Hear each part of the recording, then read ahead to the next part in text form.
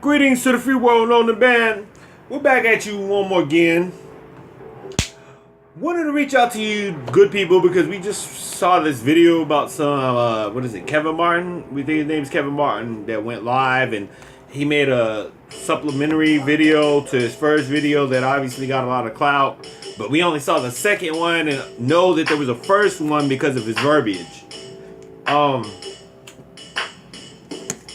Before we get into the meat of this, we want to let you know the only reason that we post anything that we do about social inequalities and the necessity for Black Lives Matter and such being the people in these picture frames over here, which are our nephews, nieces, and some of their children and what have you.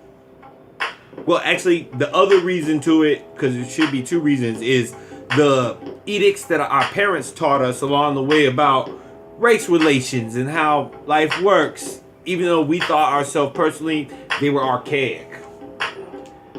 Anywho, Mr. Martin went on to tell this success story about turning his life around and da-da-da. We know how people love hearing black success stories, and by people, we really do mean white people. It's very similar to Ben Carson coming out talking about, well, I was this and I was that and I was the third and then I got my doctorate and now I'm somebody. Because before that, he was nobody in your eyes.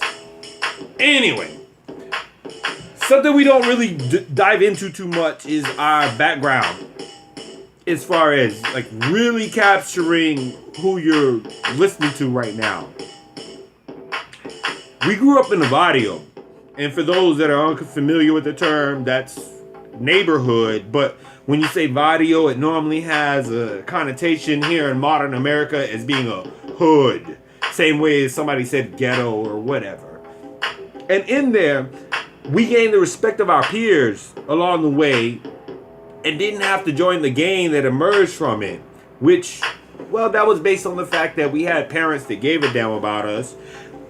Which were more intimidating than any gangster on the street. Because see, gangsters on the street, we can walk away from, in most cases, sometimes not. But our parents, we have to live with them. We have to look in their eyes and see exactly what they think of us.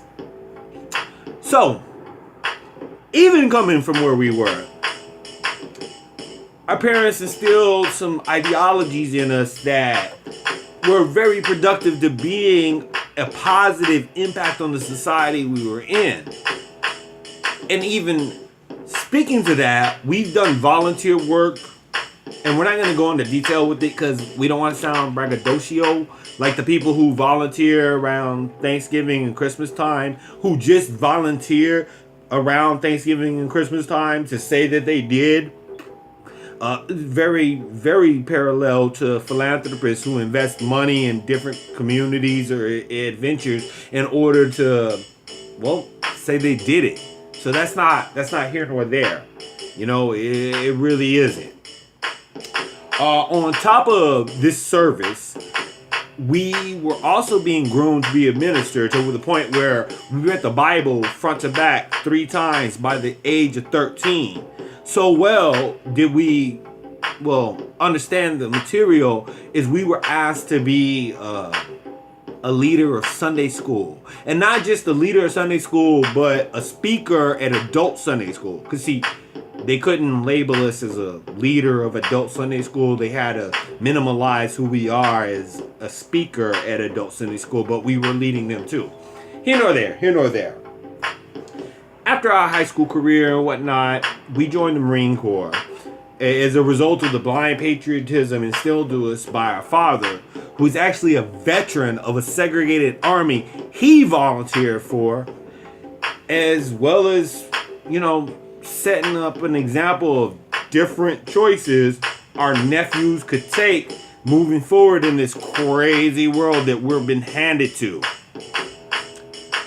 Mind you, our track record of being suspended from high school due to fighting or what have you, and normally we were fighting for 2 reasons. 1, someone said something bad about our mom, or 2, someone called us the N-word.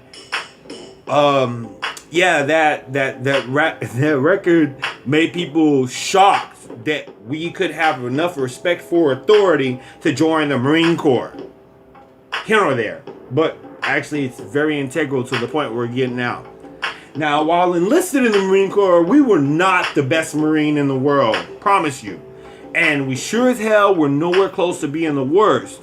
Even though we have a couple of awards under our belt, and one of them, most Marines in their first enlistment don't even, well, they don't earn it. They can't own it because their achievements and their belief in the hierarchy of what being a Marine is, they don't elevate themselves to the level to achieve that now. Navy Marine Corps Achievement Medal. Look it up. So, now let's fast forward to, even though that we were born and bred in Corpus Christi, Texas, we were stationed in Cali and on a ship during peacetime efforts, and after which we lived on the East Coast, Midwest, the South, briefly in Alaska. All in all, it's about 8 states and 11 cities. And a favorite cousin says, we always fight in the hood, which is a mechanism of safety that, well, here, just to explain it briefly, is if you're black in the hood, you're at least around your people and don't look out of place to peacekeepers. We don't think that makes sense to a lot of white people, but brothers, sisters, Latinos, and todo, y'all get that. So, to listen to this 24-year-old speak about social inequalities being a thing of the past, and mind you, wait. We're the type of person that we can learn anything from anyone, even a newborn. And that's a tenet of our life, is being able to be objective enough. But he's living in a fantasy world. The only reason that there's a race war going on is because white people declared one. And that started off when they first stole the Africans from Africa, and it was heightened when our people were actually set free. And if you doubt that, go to kkk.com. Well, www. whatever, you get it. Go there and see that they promote the fact that there's this war between races that's self-proclaimed. And not only is it between their self-proclamation, it exists in our day-to-day existence on a very subliminal microaggression type level. If you don't know what microaggression is, go look it up, because you can't even respond to this without having that in your diagram for understanding. Anyway. Now, Mr. Martin goes on about how all lives matter and blue lives matter came about, but he ignores the fact that they're direct results of the need and implementation of the ideology of Black Lives Matter, similarly to what Dr. King was doing. It's just on a more modern level, that these people are addressing the unfair policing practices that go on when it comes to blacks. Same thing with Brown Lives Matter. But the funny part about that is in being a United States Marine that was attached to an infantry battalion, there was an Alpha company, a Bravo company, a Charlie company, and an H&S company, all of which that complemented each other. Alpha was Amtrak, Bravo was boats, Charlie was Hilo, weapons was weapons like mortars and such, and H&S was communications, logistics, supply, payroll, cooks, the docks, the Devil Docks. Shout out Devil Docks, and especially y'all that reside on the green side that don't have to get both issues of uniforms but do. The thing about it is all of us fell under the umbrella of one battalion. One battalion encompassed everyone. And not one entity could exist without the other. There was this braggadocio thing about how, well, supply gives you the batteries to call on the radios that we supply to call for reinforcements. And we're like, yeah, but if you don't know how to operate the radios, how can you call for anybody? The supplies cooks like with the gear to make food. It's like, yeah, but if the cooks didn't know how to properly prepare it, how could they request it from supply to get them? See how there's this little backbiting thing? And we share all that to share this. Is if you're talking about all lives matter, point blank, you mean all lives matter. So blue lives matter, black lives matter, white lives matter, brown lives matter. You shouldn't be in opposition to any of those groups. You should be a support to those entities instead of a detriment, if that even makes sense. Now, Mr. Martin made this thing about traffic stops being something we don't know our rights about, and well, he's speaking for himself. The reason we say he's speaking for himself is because law enforcement agents can't, by law, pull you over for nothing. The confusion carries on with whites and their house pets due to the fact that them not experiencing it and believing that police officers are the alpha and the omega in the station of doing their duties. And this is due to just trusting in their training. Now, speaking to their training that he was talking about, oh, it's so intense, they have all of this, they have all of that, is look, it takes 4 years to get a bachelor's in something to be perceived as more of an expert than the 2 years for an associate. Police officers, they don't have a full 2 years of training. Like, let that sit in. You can be in charge of someone else's life with less than 2 years of training, but to be successful in the professional world, you have to have those 2 years to be elevated into someone who's knowledgeable enough to do so. Now, by these same peacekeepers initiating bogus traffic stops, which we covered earlier is the whole protect and serve video that we made. You can go back. We've got like we think there's 3 protect and serve videos on YouTube. You can go and catch up so you can be part of this conversation as an effective member of it.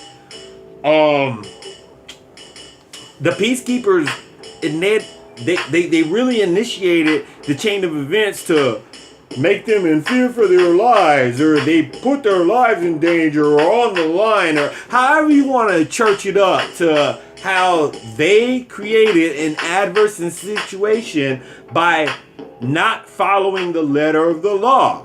If you get pulled over for a traffic light violation and you don't have a traffic light out, you get pulled over for fitting the description of a crime that was never reported, committed, whatever. That was that cop taking it upon himself to, well, engage you like that. Now, the sad truth about this all, which is confusing, especially to white people, is the term super predators. See, by calling black men between the ages of, say, 12 to like 45, because most of us look youthful up into our 40s and 50s, so we fit the motif of 12 to 25, is that any stop of us is plausibly accurate to you people. That's just the hands down. Hands down. Now, this word has had countless people to believe that the illegal stops, which are a type of psychological toll to be ultimately valid on blacks, is very unfortunate. And the part of it all that's been overly continual on the victims is witnessing too many of them, as well as experiencing too many of them themselves personally. Now, as we mentioned before, enlisting in the Marines has taught us how to ignore emotions. But at the same time, be a bullet of proof. Civilians, on the other hand, don't have the same indoctrination, and panicking is an ideal that's incorporated in fight or flight, which is an innate, it's predisposition, pre-programmed into all animals, and humans are animals. So if a police is, back up. Let's ask a simple question. If a police officer uses his badge, gun, and or authority to rape a civilian, Is she supposed to just comply? No, of course not. You expect her to fight back. You expect her to buck up to him. You expect her to preserve her identity as a woman that's intact and not being violated. But for some crazy reason or other, when it comes to black people being pulled over for no legal reason, white community just is like, well, just comply. Would you tell that rape victim to just comply?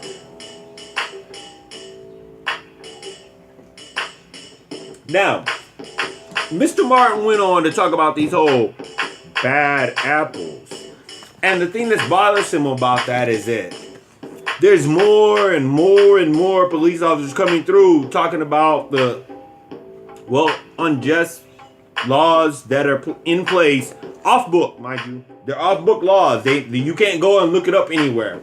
But they've been sharing that they've been told to unjustly police blacks, Latinos, and what have you. And everyone said about these few bad apples.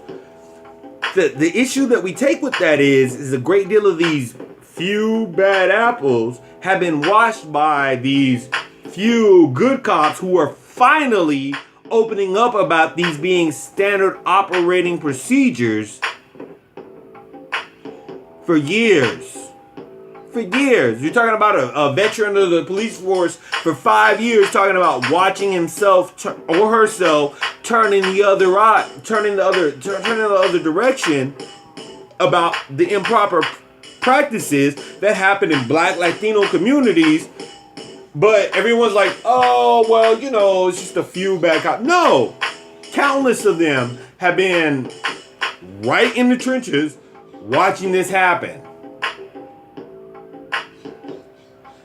Now, that term bad apples in urban communities, which Mr. Martin addressed as far as the black on black crime, which no one has ever heard about white on white crime, whereas the white on white crime facilitates 85% of the homicides committed by a white person on a white person, as well as early as the first 6 months of this year, 71% of the officers killed by white people. But we know no one's talking about that for some strange reason. We're out there.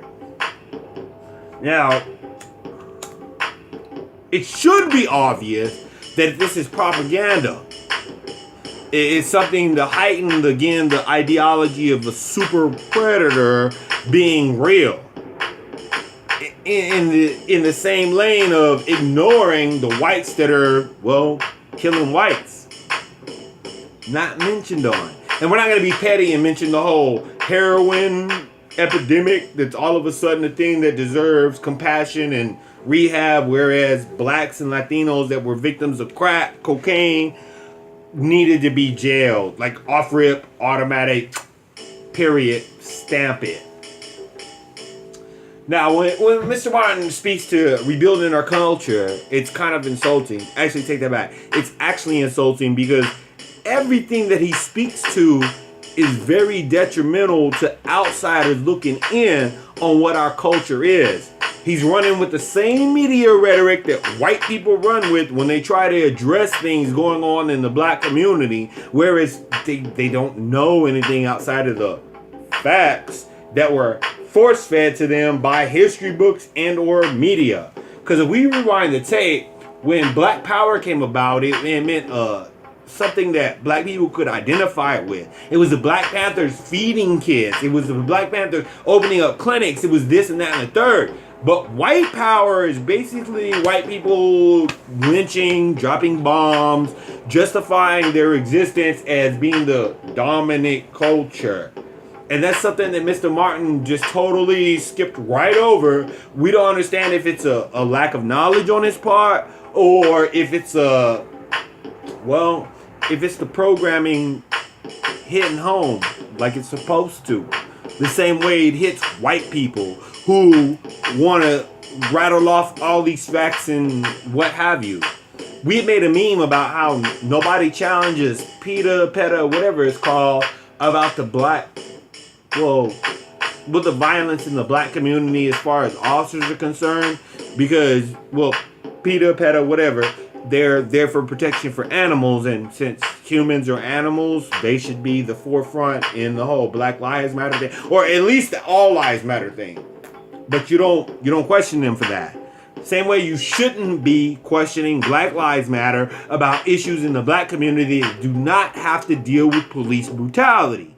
Because there's sickle cell anemia, abortion, quote unquote, black on black crime. There's all these other things that there's other groups out there that are combating. But same way, PETA, Black Lives Matter, they have their own little lanes that they stick into. And we don't say little to be dismissive, but we say little for you to understand that the cornucopia, plethora, if you will, of issues that are going on have entities that challenge that. So don't be talking to Black Lives Matter about crime in the black community, because you don't talk to All Lives Matter about crime in the white community, or white on white crime, which we again don't hear anything for.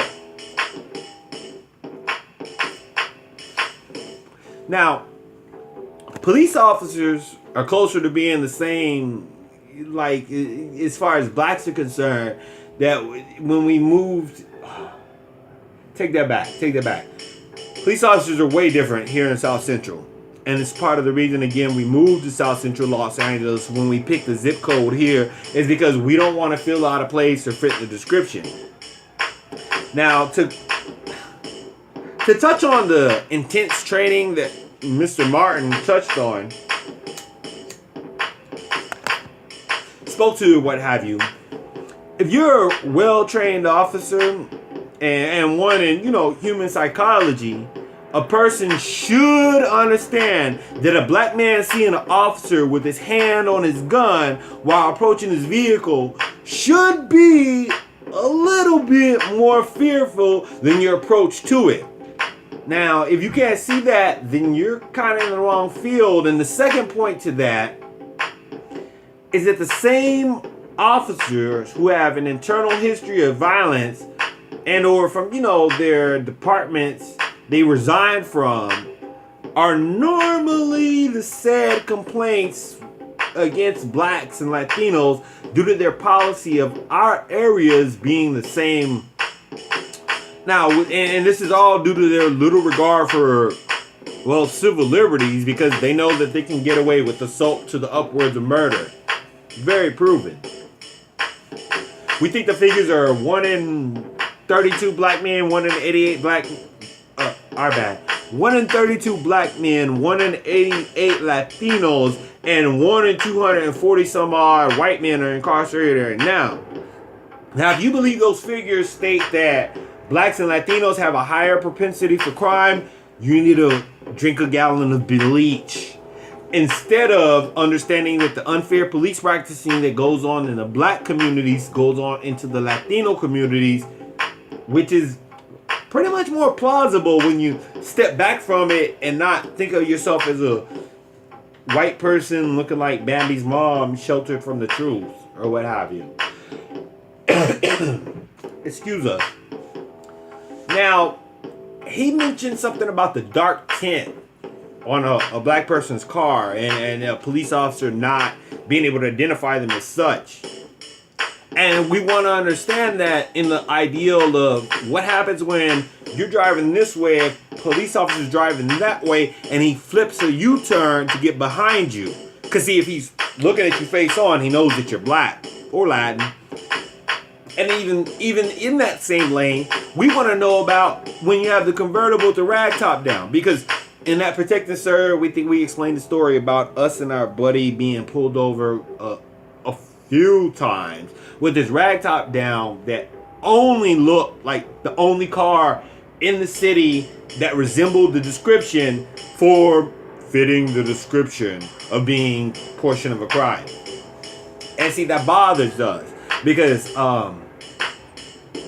even Mr. Chris Rock has been testifying on a regular basis that he gets pulled over for being in a white neighborhood in his vehicle. And if we need to make out a list of what vehicles don't look suspicious, according to Mr. Martin, If we need to make a list of vehicles that don't look suspicious, please disseminate that amongst us so that way black folks and Latinos alike can stop purchasing said vehicles. What was it?